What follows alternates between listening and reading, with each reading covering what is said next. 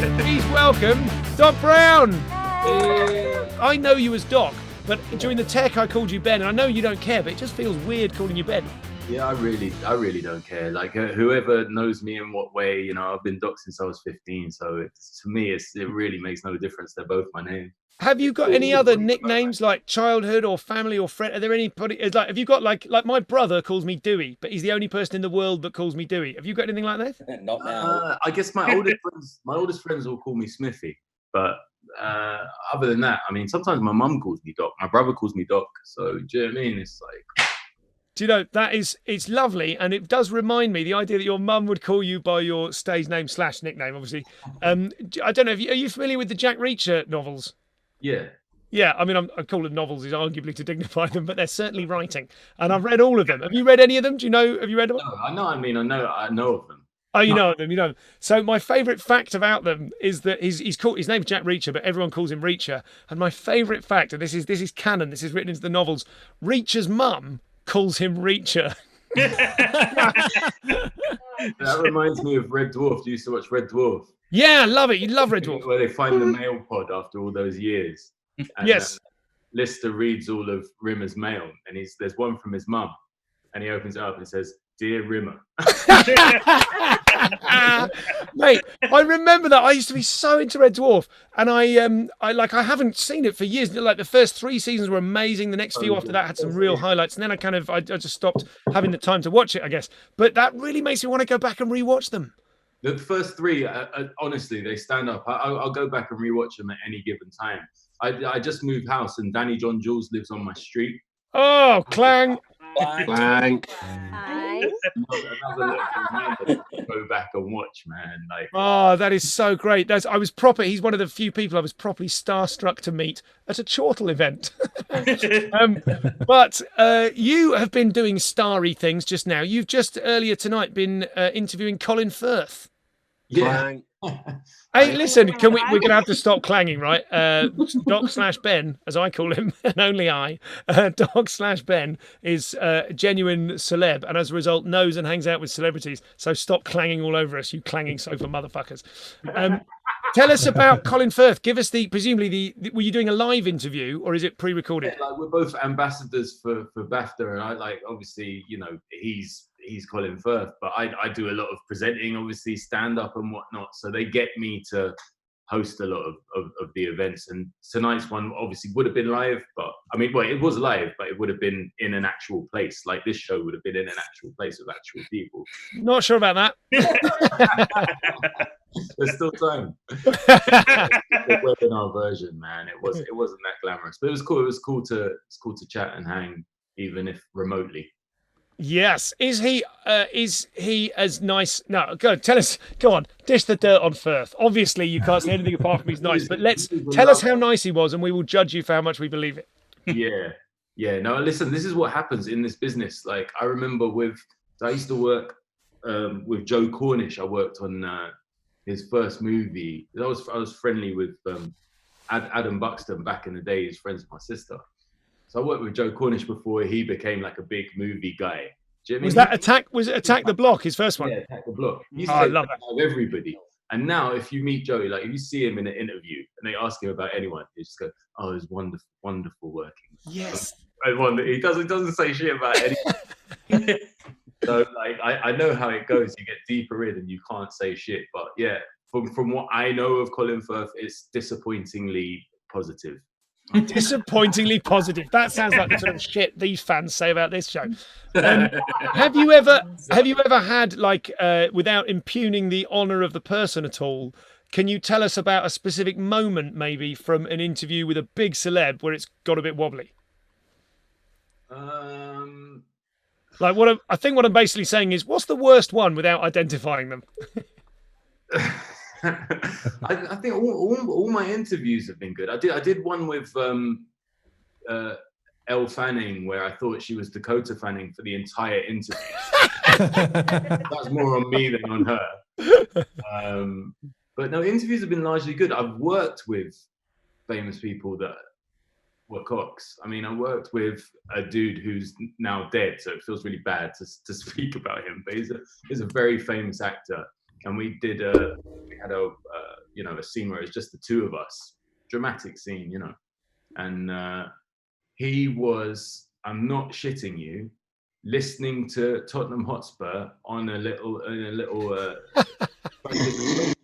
he's an older guy, obviously. And on the reverses, he was just listening to the fucking game. Incredible. Incredible. So get triangulating, people on the internet. Tottenham Hotspur, he's dead, and he did a dramatic scene one-on-one with Ben. I want your answers in the stream chat within 5 minutes.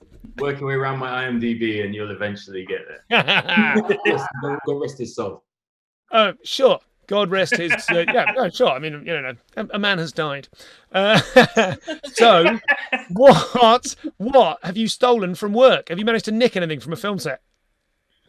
I mean, a stand-up, I stole like everything that was in the green room that was left at the end for the drive back. Do you know what I mean? Yes, listen, there's no harm, no foul there. Every stand-up comedian ever has been presented with a sandwich platter left uneaten, and at the end of the gig thought, that's going in the car. Taking all of that. Yeah, film sets, I don't think I've taken anything from a film set. I always try and nick something from the makeup truck, but I tend to ask, so it's a bit different, right? But I guess my last there's some covering tracks being done here. I nick stuff, but I do tend to ask. So the last time I really stole stuff from work would have been when I worked at Next. When you worked to where at Next? Yeah. What did you get away with from Next? I'd steal like functional things like belt buckles, things like that. Oh no! Do you think the fact that they were functional, does that mitigate the illegal nature of the crime? Yeah, I fucking hated that place, man. I got fired in such a spectacular way, though. I'm really proud of it. You got what in it? Fired? Fired in a really spectacular way. Go on. I hated the job, and then I wanted to leave. And I used to. They got me to do the announcements. You know, when you're in a shop at the end of the day, and yeah. Hear that voice saying, "Please take your purchases to the desk, to the checkout. Make your purchases and fuck off because we're closing." You know that speech.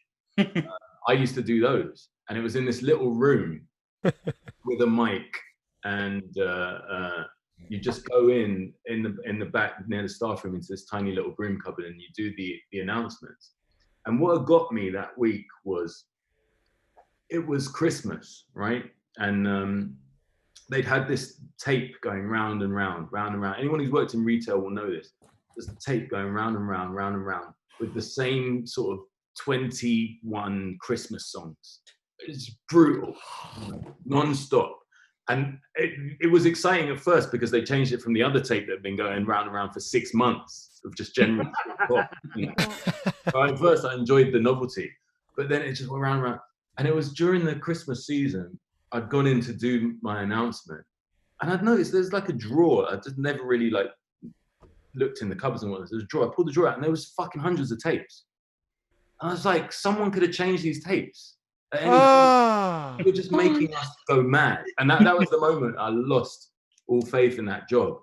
So it's towards the end of that season, I went in and I did the announcement. I said, ladies and gentlemen, if you have any further purchases to make, please take them towards the checkout and then throw them down on the floor and stamp on them in disgust, because Mexico, some of the worst quality items that you can buy. They're made in horrific sweatshops by children that you would be horrified to see. Wow. Oh my God. The floor manager ran in and he was like, "You're finished. You are finished." Like it was some like it was some big business. Do you know what I mean? It was like it was Succession or something. Do you know what I mean? Finished. I'm like a sales assistant. You're out of here. I was like, "Mate, I'm done. You don't need to fire me. I'm out." It was That's like incredible. Before I ever touched the mic. You know? The idea that that it would be any kind of threat that you would be fired. Like, how could you be doing anything other than quitting by doing that? Yeah. What an Andy Dufresne Shawshank Redemption moment. That's beautiful. Out in the rain like this in Marble Arch. I was so busy enjoying that mime, I forgot to cut away from myself. That was I was like, oh, lovely, Tiny Ben. That was great. Tiny Ben, another nickname that only I call him. What does your downtime look like? Because you're in everything. You've been in everything. You've been in Doctor Who. You've been in In-Betweeners. You've done loads and loads of stuff with Gervais. You've done movies and all sorts. What do you actually, and not to mention the rap career and everything else, and stand-up comedy, like, how do you get so much shit done? And how do you survive when you're not doing a million things? Well, I'm like, for want of a better word, I'm a kind of an addict, like I really have trouble putting stuff down and having time to myself. And, that probably speaks to some darker part of my soul. But I find like the healthiest thing to be addicted to is work. So like I just throw myself into stuff and just do it and do it and do it. And I spend a lot of time doing it. But the other thing is I only do stuff that I find fun. So even though it seems like I do a lot, like I never do anything I don't like. So I do have a lot of enjoyment. So it does, bizarrely, I somehow make time for my kids, and I do have balance in my life, I'd say, but I probably work harder than the average dude, I guess.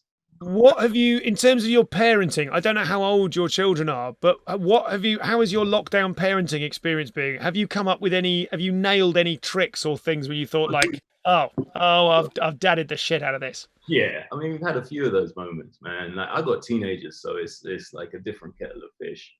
But my girls they're brilliant, man. They're so entertaining and they're so full of ideas. They come up with shit to do.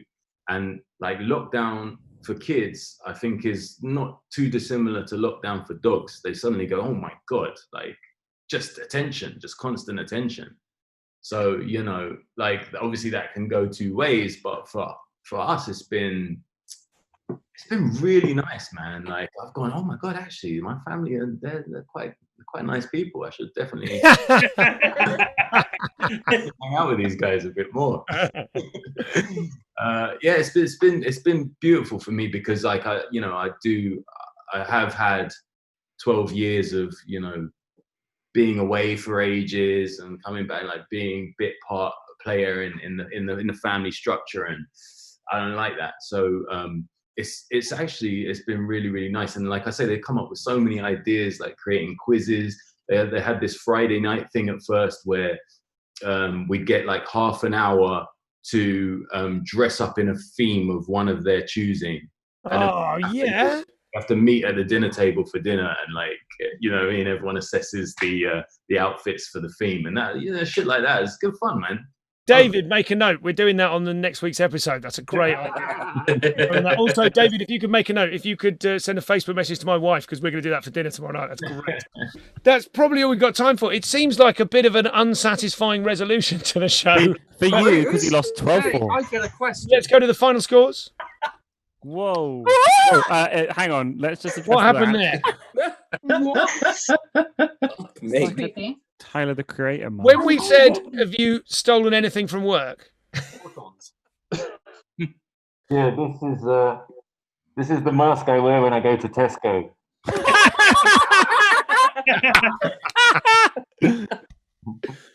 That's so Wow.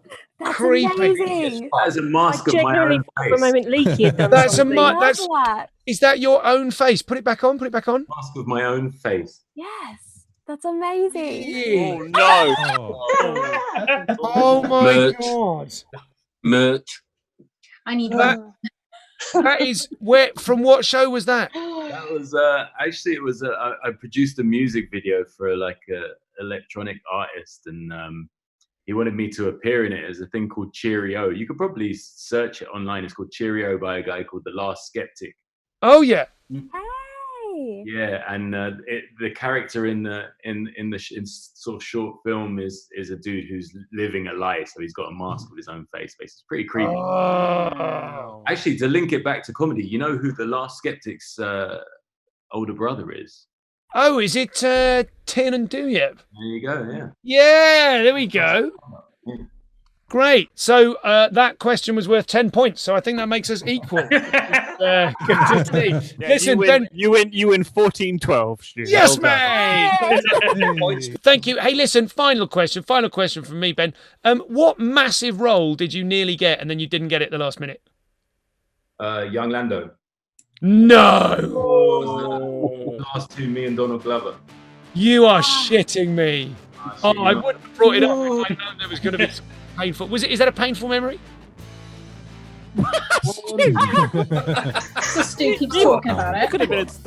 I've met him, and he like that. I would never have done a job as good as him. So it's one of those ones I've just got to go. You know what? Fair play. Like if it had gone to like Reggie Yates, I would have been pissed. Mate, thank you so much for coming on the show. Give it up for Doc Brown, aka Yeah. Mate, thank you. What a joy. So nice to see you, buddy. So that was a little taster from the Infinite Sofa. Remember, you can catch full episodes every Monday night at 9 p.m. on twitch.tv/Stu Goldsmith.